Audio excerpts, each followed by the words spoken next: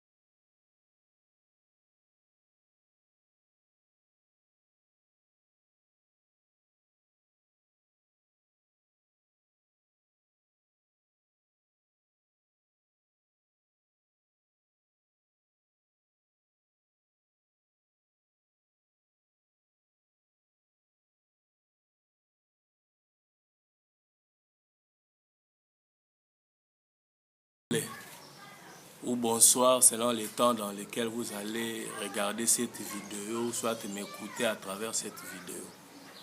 Je suis Monsieur Eric Mokamba, un Congolais de père et de mère, né ici à Kinshasa le 30 juin d'une certaine année, à l'hôpital général de référence de Kinshasa. J'ai dit cela pour vous dire que je suis réellement congolais. Je suis né ici, grandi ici, j'ai vécu ici au Congo. Je connais aussi certaines réalités du Congo. En effet, il y a toute une liste de constats que j'ai fait ici à Kinshasa, d'une manière générale en RDC, que je vais vous les parvenir, mais en série, soit en différents épisodes.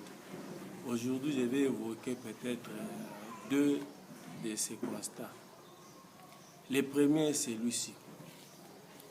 Le chef de l'État actuel, son Excellence, Monsieur le Président de la République, Félix Antoine Tshisekedi Tshilombo, celui que j'apprécie aussi, je suis très clair que j'apprécie surtout ses idées. Ouais, mais que je vais aussi demander quelque chose pour accompagner toujours ses idées. Il avait voulu se creuser un trou dans lequel il allait s'enterrer. Pourquoi j'ai dit cela? À l'heure qu'il est, voire même avant les élections, il y a eu des gens de l'ONATRA, oui, ce sont nos parents qui doivent aussi bénéficier de leur salaire pour nourrir leur famille, qui passaient ici pour déguerpir, enregistrer les maisons qu'on doit déguerpir tout au long du rail, à 15 mètres. Et là où maintenant je vois notre État, ou soit le gouvernement congolais, ne pas être à la mesure de résoudre ces cas. Je ne sais pas comment est-ce que je vais qualifier ces cas. Mais selon moi, c'est de l'escroquerie. Écoutez ce que je vais évoquer comme argument. En droit, on dit que l'élément qui détermine une infraction, l'élément radical qui détermine une infraction, c'est l'élément intentionnel. Je sais que mon téléphone ici ne fonctionne pas. Ça a un problème de réseau. Même si vous mettez votre carte SIM, la SIM ne va pas s'afficher là-bas. Le réseau ne va pas s'afficher. Pourquoi? Parce qu'il y a un problème là-bas. Mais je vous le vends tout en sachant que même si vous mettez votre SIM, ça ne va pas fonctionner. Sous prétexte que la batterie n'a pas de charge. Allez mettre ça dans la charge après un moment. Quand vous allez mettre votre SIM, vous allez commencer à l'utiliser, à effectuer vos appels. Par rapport, vous avez chargé la pile de votre téléphone, vous mettez la SIM, le réseau ne s'affiche pas. Vous ne parvenez pas aussi de faire un appel. De qui allez-vous me qualifier? N'est-ce pas pour un escroc? L'État congolais connaît bien que sur rail, 7 mètres et demi à gauche, 7 mètres et demi à droite, donc cette entité ne devrait pas être occupée par la population congolaise. L'État le connaissait dès le début. Mais l'État a vendu ces espaces-là aux Congolais, tout en sachant que cet espace-là devait être inoccupé. Il a donné à ces Congolais-là les livrets parcellaires. il leur a donné aussi les autorisations de bâtir dans ces entités-là. Par après, il vient pour déguerpir. On dira quoi? C'est de l'escroquerie ou non, malgré que je ne suis pas du domaine. Mais selon moi, je vois que c'est de l'escroquerie. Je ne sais pas si vous pouvez mettre un autre mot à la place de cette qualification que j'ai donnée là. Et il y a eu un nombre de gens de l'ONATRA accompagnés aussi des policiers ou quoi que ce soit pour venir recenser ou soit enregistrer les gens. Mais selon ces cas, parce que dans notre pays, on veut toujours adopter les choses des Européens ici chez nous. Mais ça ne se fait pas comme ça. On devrait passer par l'expropriation pour haute utilité publique. C'est-à-dire quoi? Bon, on me demande ici de m'exprimer aussi à Lingala pour faciliter la compréhension de tous. Il fallait l'État à Salaboué. Aleki na lopango moko. Atuni batukio. Yo sombaki lopango na ona combien? Na 1000 francs congolais. Otonginda na combien? Na 500 francs. 500 francs congolais. Ça le voit 1500 francs. Wana na lopango ya monsieur A. Aki na lopango ya monsieur B, na lopango ya monsieur C, enregistrer bato wana nyonso to atali kuna ngo. Soki ozala capable ya kopesa ngo na dire nini. Ya kopesa yango. Apesi na moto moko mbongo asombelaki na mbongo atongelaki na garantie moko pour permettre na préavis moko pour permettre population na ye akende soit kosomba ailleurs ou bien louer ailleurs. Mais l'État le rôle ngande na bakuna ça concerné. Parmi ma mapango il faut babuka ya ngai pe o ezala kombo na ngai. No poste pour makambo nyonso ya ngai ezala kati wana. Mais natikala jamais qu'on a enregistré. Natikala jamais qu'on sala onga na olobana. Ce qu'on a dit que le président ngaki a mis enterré, a mis petit mola libulu na kati ngaki a enterré na sens nini. Pour pendant propagande ngai na ngaki na tambola ko banda bisiko banga banda obuka ko banda kota aéroport kuna. Ko banda kota aéroport ti na gare centrale. Ngam na ngai na initier action o. Ngai na sensibiliser batu oyo bakobuka bandako na bango ke baya likambo eza boye. L'État a escroqué biso. Tokende ba député na biso na epe musala bango basala te. Bolimbisa nga bandeko na ngai.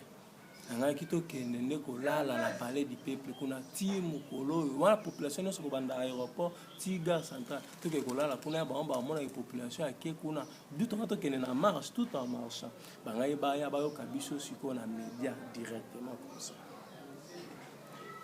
L'État sengeli apesa biso mbongo tosombela mapango wana na mbongo totongela na préavis po tokende koluka ailleurs po toko perdre yango boye te sinon yende muta escroquer biso.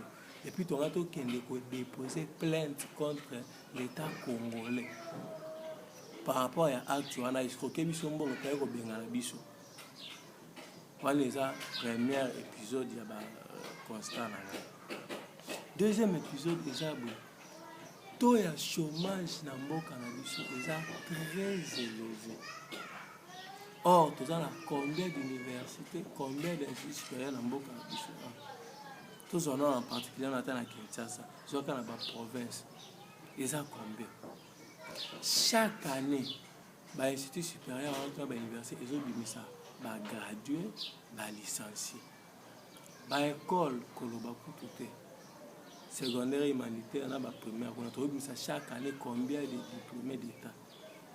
Pour pour ne devenir rien à la société.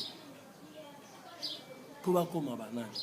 Autant ici, 3 ans école maternelle, plus 3 ans école primaire, ça fait 9 ans.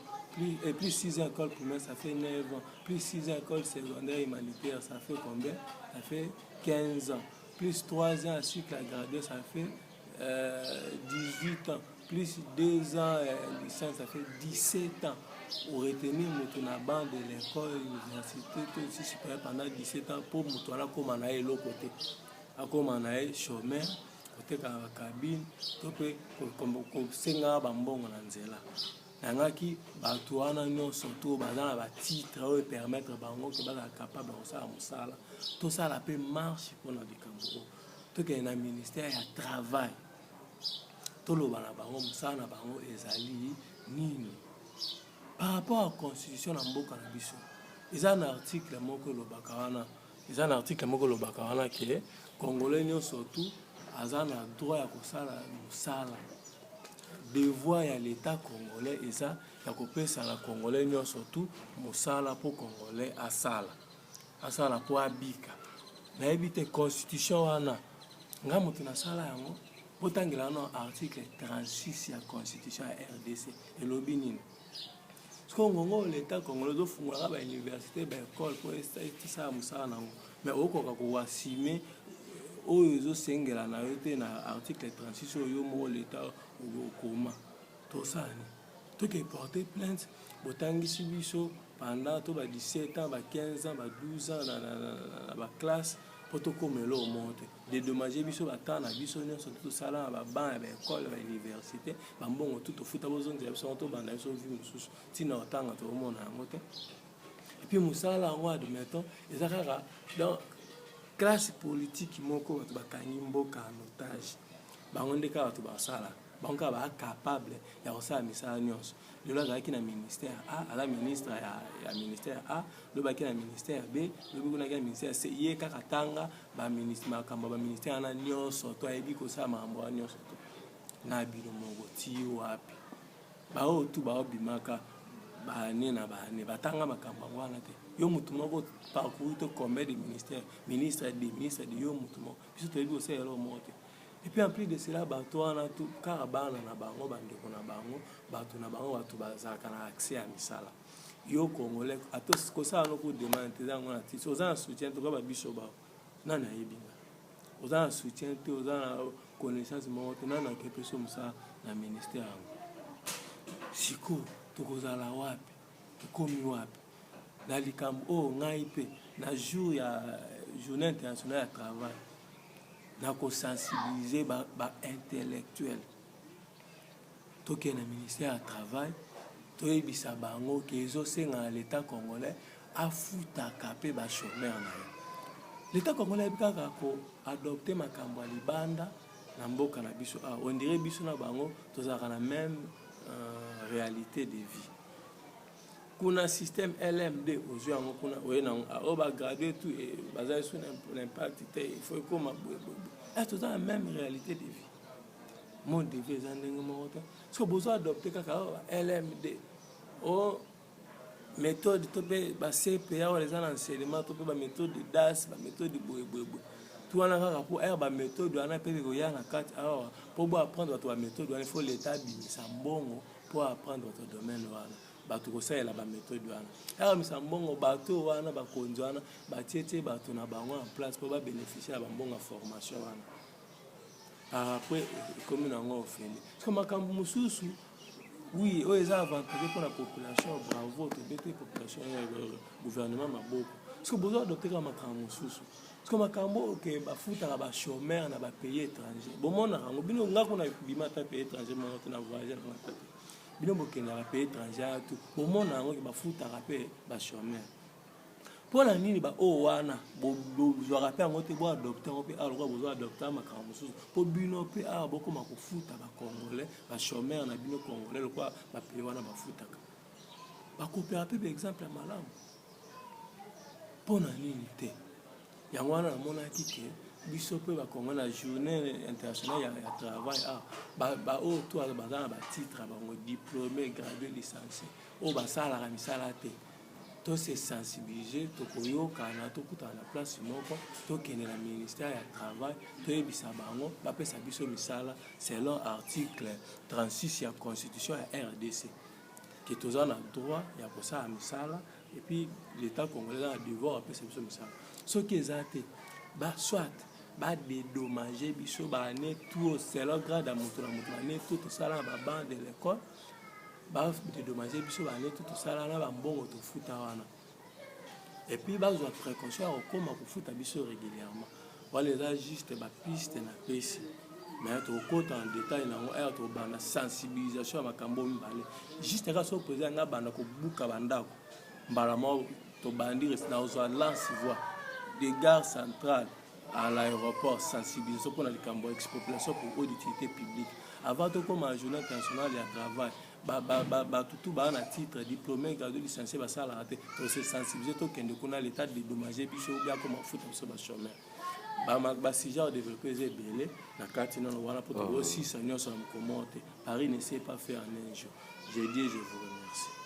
Ok, merci beaucoup Ndeko Eric. Abonnez-vous massivement sur nos antennes. Universel News Télévision, dans le temps d'info.